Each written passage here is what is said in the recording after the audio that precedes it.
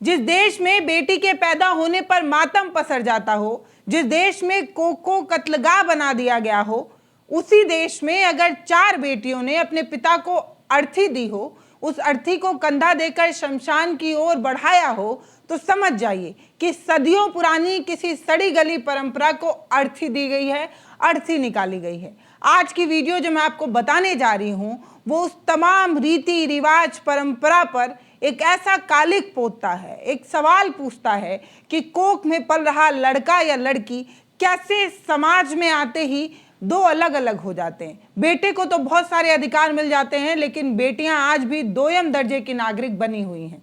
बिहार के वैशाली की ये तस्वीर सिर्फ एक अंतिम संस्कार की तस्वीर नहीं है, बल्कि ये उन तमाम ठेकेदारों के मुंह पर करारा तमाचा है जो ये कहते हैं कि वंश तो सिर्फ बेटे ही चला सकते हैं। कहा जाता है ना कि वंश कुल कौन आगे बढ़ाएगा, बेटा बढ़ाएगा। उन्हीं को ये तस्वीरें, ये वीडियो, ये खबर पहुंचा दीजिए जिनकी सोच ऐसी है, जो ये ऐसा सोचते हैं। आज बात होगी उस अंतिम सच की जिसे स्वीकार करने में हमारी सत्ता के और हमारे समाज के पसीने छूट जाते हैं। वैशाली के जदहा के शत्रुघ्न सिंह की 4 बेटियां, पल्लवी, अंजलि, प्रीति और छोटी, इन सभी बेटियों ने अपने पिता को कंधा दिया। उन्होंने सिर्फ अपने बाप का बोझ नहीं उठाया, बल्कि उस जो प्रतिसत्तात्मक सोच है, जो बोझ है, उसे जमीन पर पटक दिया है। जिन्हें ऐसा लगता है कि औरत सिर्फ चूल्हा चौका बर्तन संभालने के लिए है। औरत तो पराया धन है, बेटी तो पराया धन है। आपके घर जन्मी जरूर है, लेकिन उसे दूसरे के घर जाना है। जिन लोगों ने औरत को दोयम दर्जे का नागरिक बना दिया है, उन्हें यह खबर देखना चाहिए। आप ही में से बहुत सारे लोग ये कहते हैं कि बेटे तो भाग्य से पैदा होते हैं, लेकिन बेटियां सौभाग्य से पैदा होती हैं। सुनिए जरा, बताइए, इस सौभाग्य को शमशान तक पहुंचने के लिए हजारों साल लग गए, इसे आप सौभाग्य कहते हैं। वही सौभाग्य जिसमें बेटियां अपने बाप को कंधा तक नहीं दे पाती हैं, क्योंकि आपके सड़े गले और गंदे नियम की वजह से बेटा और बेटी में आज भी फर्क किया जाता है। आज जब ये बेटियां अपने पिता को मुखाग्नि दे रही हैं, तो सवाल है उस लोकतंत्र की, क्या वो भी इतना प्रबुद्ध हो पाएगा? क्या वो भी इतना मजबूत होगा जितनी ये बेटियां हैं?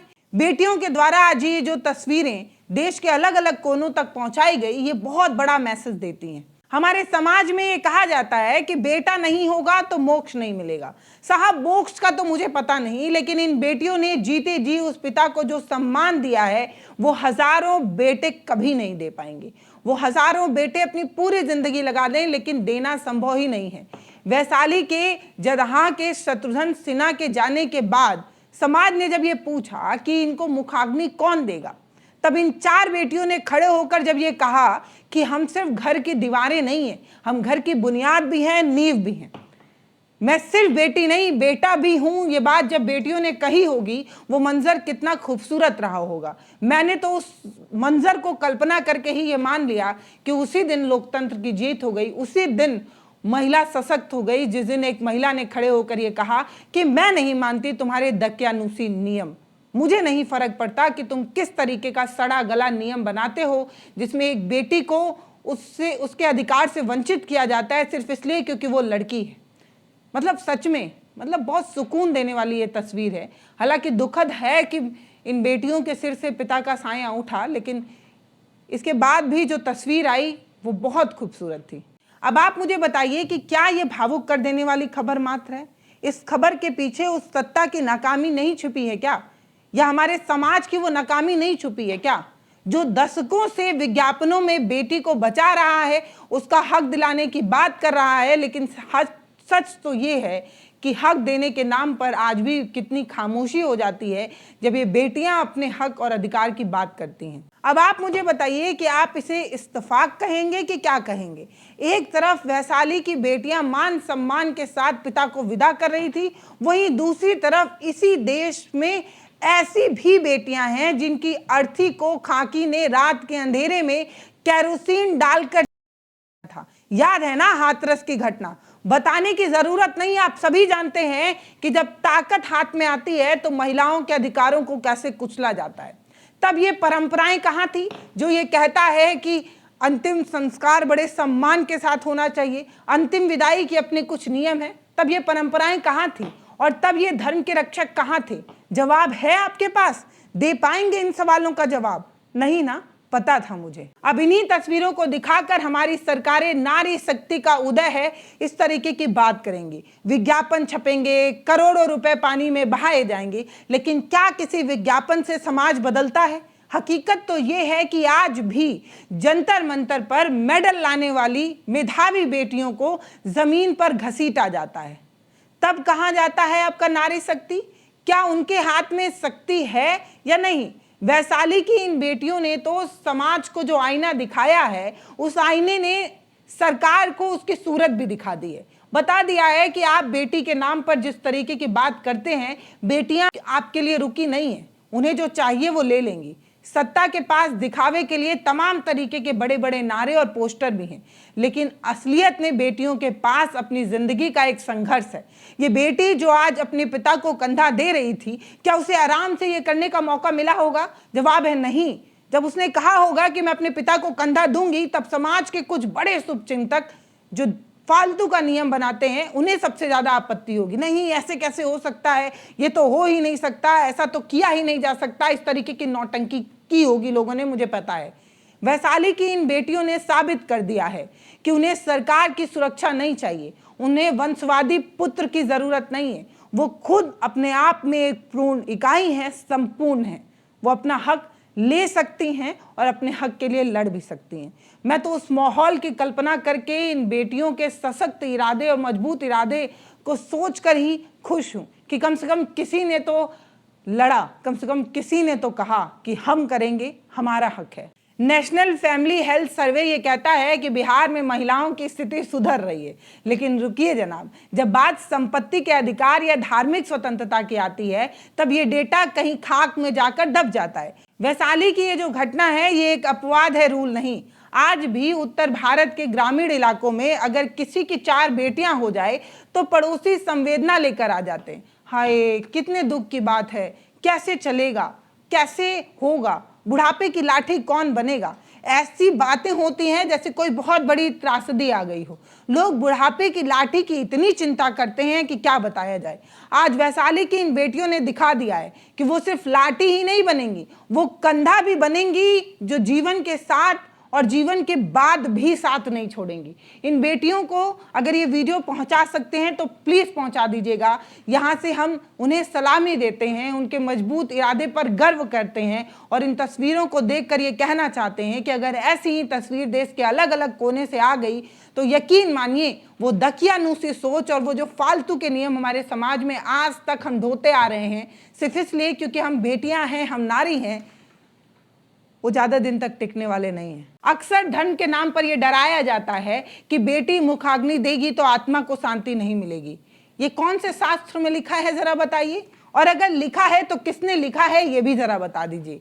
ये जो पटकथा है वो समाज में जरूर उन लोगों ने लिखा होगा जो महिलाओं को कंट्रोल करना चाहते हैं, महिलाओं को दबा कर रखना चाहते हैं। वैशाली की इन बेटियों ने उन तमाम लोगों को जो शास्त्र के सबसे बड़े वाले जानकार बनते हैं उनको जवाब दे दिया है। धर्म के नाम पर महिलाओं को पीछे ढकेलना धर्म कभी हो ही नहीं सकता।